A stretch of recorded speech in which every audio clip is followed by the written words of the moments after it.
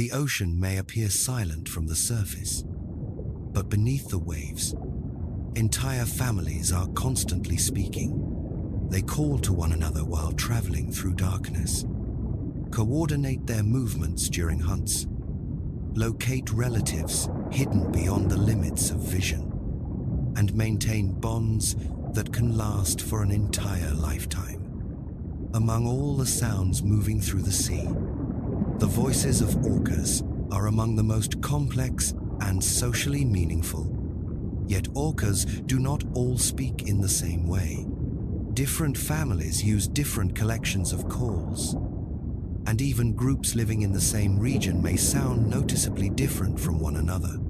These vocal patterns are known as dialects, and they reveal that an orca is born not only into a species, but also into a family with its own acoustic identity.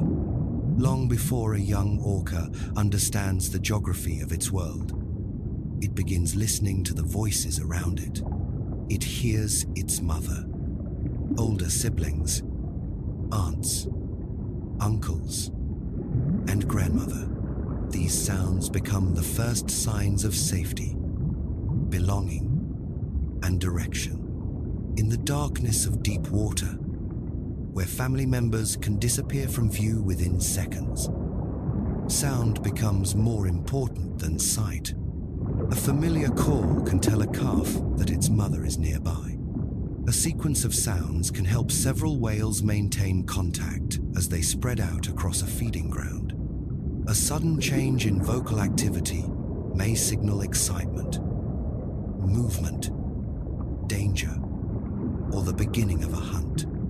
To human ears, these calls may sound like whistles, squeaks, creaks, or electronic pulses. To an orca, they may carry the emotional and social weight of a familiar voice calling through the dark. Orcas produce several different types of sound. They use echolocation clicks to explore their surroundings and locate prey. These clicks travel through the water, strike an object, and return as echoes, allowing the whale to build an acoustic picture of what lies ahead. They also produce whistles and pulsed calls, which are often associated with communication. Pulsed calls are especially important in the study of orca dialects. They consist of rapid sound pulses arranged into recognizable patterns. Some are short and sharp, while others rise, fall, or change rhythm in distinctive ways. Researchers studying orca families have found that certain calls are repeated regularly within particular groups. These calls form a vocal repertoire, almost like a shared collection of words or phrases used by members of the same community. The remarkable discovery is that these repertoires are not identical across all orcas. One pod may use a group of calls that neighboring pods rarely produce. Another family may share some calls with close relatives while maintaining several unique sounds of its own. This creates layers of acoustic identity. A call may indicate membership in a particular family, pod, clan, or larger community. The system is not exactly the same as human language, and scientists remain cautious about claiming that individual calls function like specific words. But the similarities to human dialects are difficult to ignore. People living in different regions may speak the same language while using different accents, expressions, and pronunciations. Those differences help listeners identify where someone comes from or which social group they belong to. Orcas appear to possess their own version of this phenomenon. They share the basic vocal abilities of their species, but the exact way those abilities are used is shaped by family and culture. A calf is not born already knowing every call in its pod's repertoire. It learns by listening. From its earliest days, it is surrounded by repeated vocal patterns. The calf gradually experiments with sound, producing imperfect versions before becoming more accurate, much like a human child learning speech. The young whale must match its own voice to the sounds used by those around it. This process may take years. As the calf grows, its calls become more similar to those of its family, strengthening the acoustic signature of the group. The dialect survives because each new generation copies the whales that came before it. This is one of the clearest examples of cultural transmission in the animal world. The sounds are not passed through genes in the way body shape or coloration is inherited. They are transmitted socially, from mind to mind, through attention, imitation, and memory.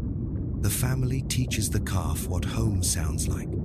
Dialects may serve several important purposes. The first is recognition. Orca societies can contain many individuals spread across large areas. When groups meet, separate, or travel through dark and noisy water, distinctive calls may help whales identify relatives and social partners. A pod's repertoire acts like an acoustic family name. A whale hearing a familiar call may know that the speaker belongs to its own community, even if the caller is far away or hidden beneath the surface. In a species with extremely strong family bonds, this recognition is essential. Many orcas remain with their mothers throughout life. Adult sons may travel beside the same female who raised them decades earlier. Grandmothers, daughters, and grandchildren can move together as a stable social unit.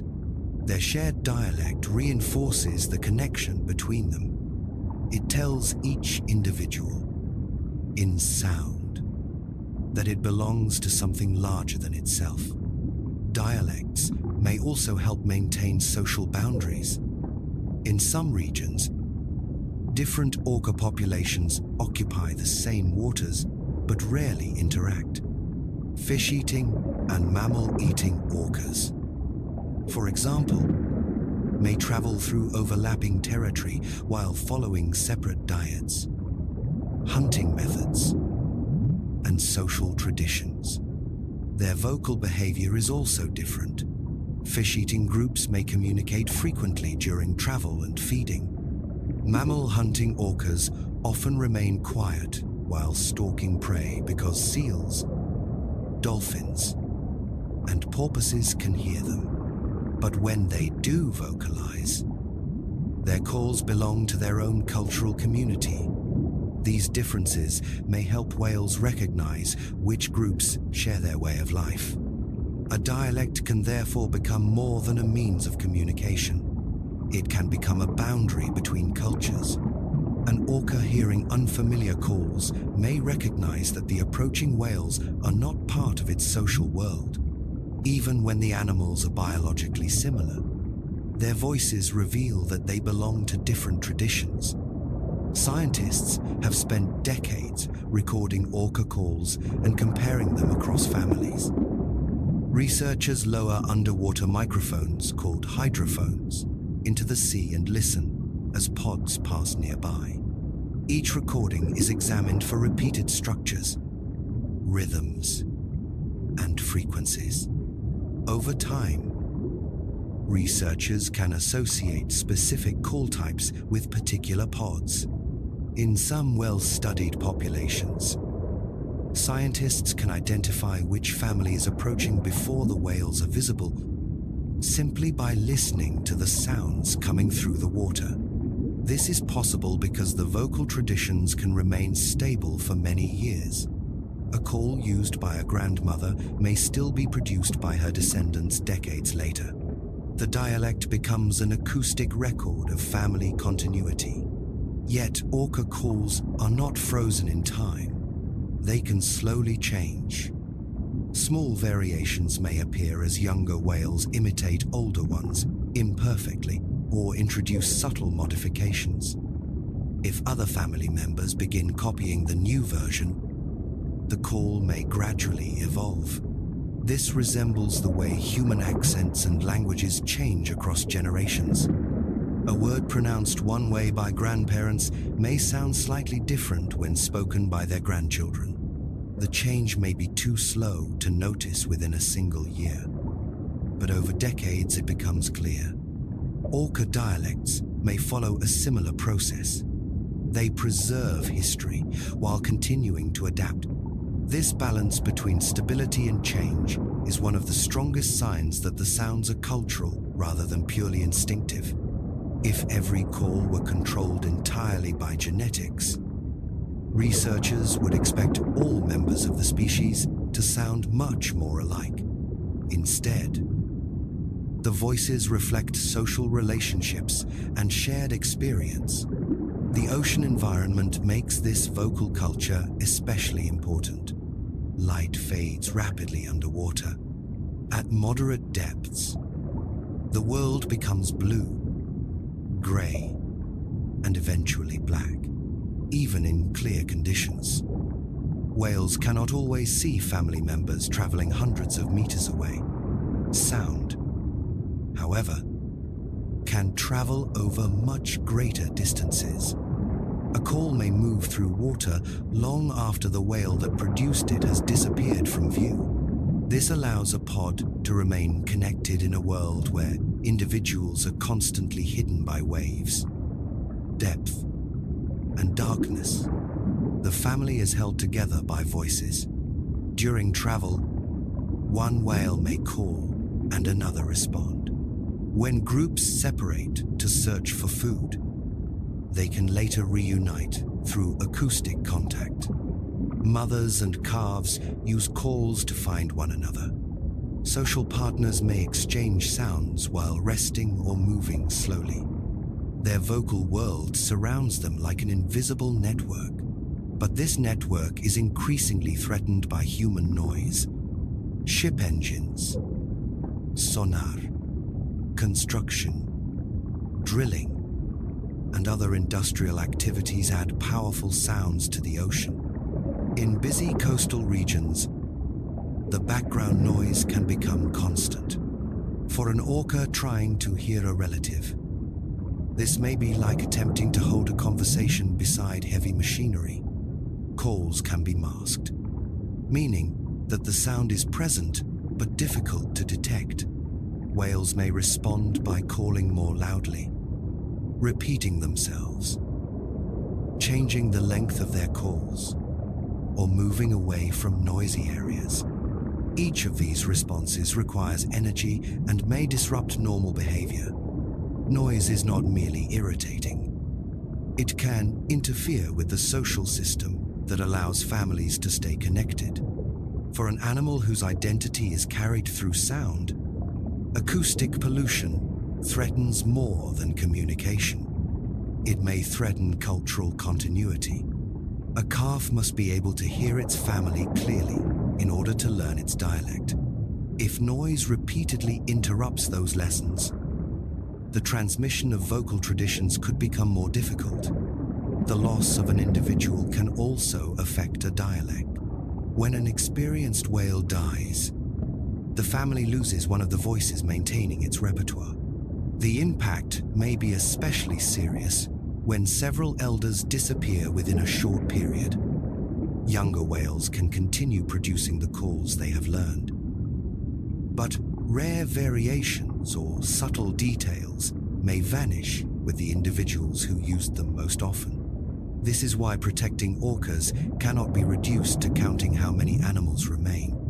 Each whale occupies a place within a network of knowledge. One may be a skilled hunter. Another may remember distant feeding grounds. Another may help preserve a vocal pattern that has existed within the family for generations. When that whale is lost, part of the group's cultural archive may be lost as well.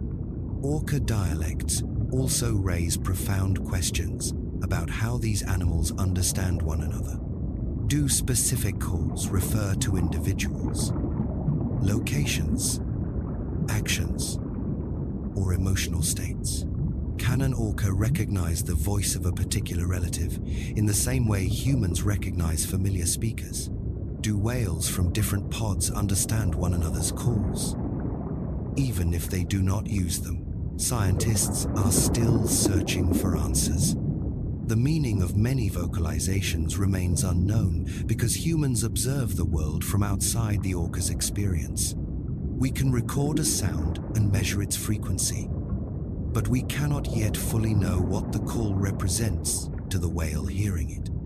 Still, experiments and long-term observations suggest that orcas can distinguish familiar calls and react differently to sounds from their own group. Their listening is not passive.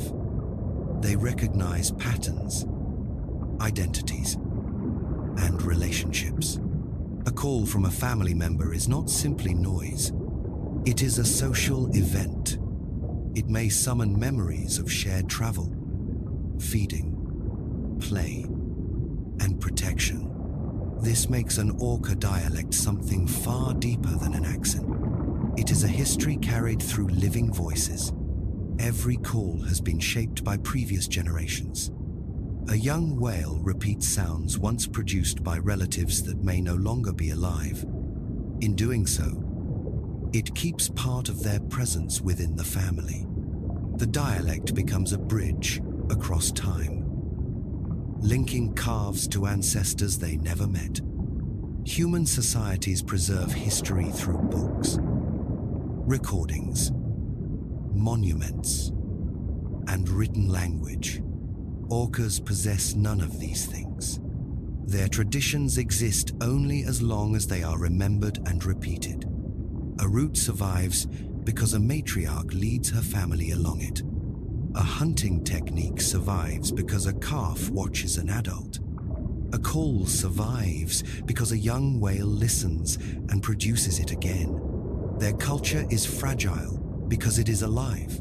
There is no backup copy hidden on the ocean floor. When the last whale carrying a tradition disappears, the tradition may disappear forever, somewhere in the Pacific. A pod travels beneath a darkening sky. The whales rise one by one, breathe, and vanish below the surface. From above, their movement appears silent, but underwater, the family is speaking. A grandmother releases a pulsed call that she learned many decades earlier. Her daughter answers. A young calf attempts the same pattern, not yet producing it perfectly. The older whales continue moving, and the calf follows their voices through the darkness. Over the coming years, its call will become clearer. One day, it may use that same sound while guiding a calf of its own. The voice will pass forward, from one generation to the next, carrying with it the identity of the family. This is the secret language of orcas, not one universal language shared by every killer whale, but a mosaic of dialects shaped by family, geography, diet, memory, and history. Each pod speaks with the voices of those who came before it. Each calf learns where it belongs by listening. And beneath the waves, in a world without writing, the ocean's most powerful families continue preserving their names in sound.